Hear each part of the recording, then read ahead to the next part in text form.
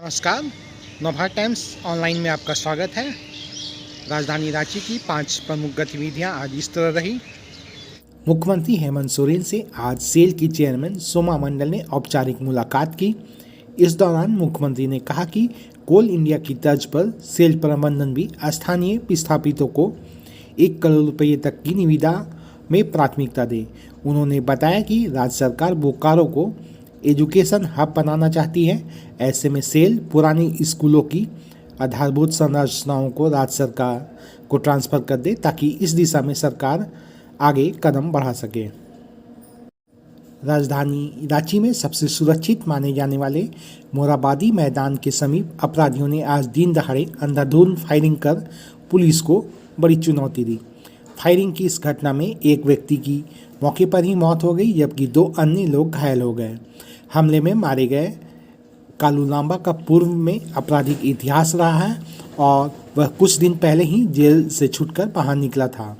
घायलों का इलाज रिम्स में चल रहा है, जहां उनकी हालत खतरे से बाहर बताई गई है।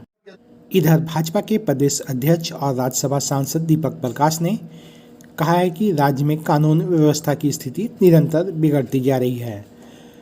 रांची में आज पत्रकारों से बातचीत में भाजपा अध्यक्ष ने कहा कि झारखंड में पिछले कुछ दिनों से लगातार आपराधिक और नक्सली घटनाओं में बढ़ोतरी हुई है। शासन काल में राष्ट्र विरोधी शक्तियों के खिलाफ जो कानूनी कार्रवाई की थी, केस और मुकदमे किए थे, उन केस और मुकदमों को इस सरकार ने वापस करते हुए राष्ट्रवादी शक्तियों का मनोबल को ऊंचा करने का काम किया, जिसके कारण केवल अपराध ही नहीं बल्कि अंतर्राष्ट्रीय षड्यंत्र और राष्ट्र विरोधी शक्तियां यहां पर फिर से सक्रिय हो चुकी है। और आज फिर झारखंड हम कह सकते हैं कि जंगल राज की ओर नहीं बढ़ रहा है, बल्कि झारखंड में जंगल राज आ चुका है। झारखंड सरकार आगामी वित्तीय वर्ष के लिए बजट तैयार करने को लेकर शिक्षाविद, चिकित्सक, व्यवसायी, श्रमिक संगठन और समाज के विभिन्न संगठनों से विचार विमर्श में जुटी है। इसी क्रम में आज मुख्यमंत्री हेमंत सोरेन और वित्त मंत्री डॉक्टर रामेश्वर उरांव ने प्री बजट संगोष्ठी में हिस्सा लिया।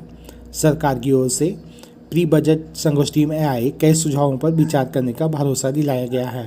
पश्चिमी विक्षोभ का असर खत्म होने के साथ ही राज्य में एक बार फिर न्यूनतम तापमान में 2 से 5 डिग्री सेल्सियस की कमी आई है।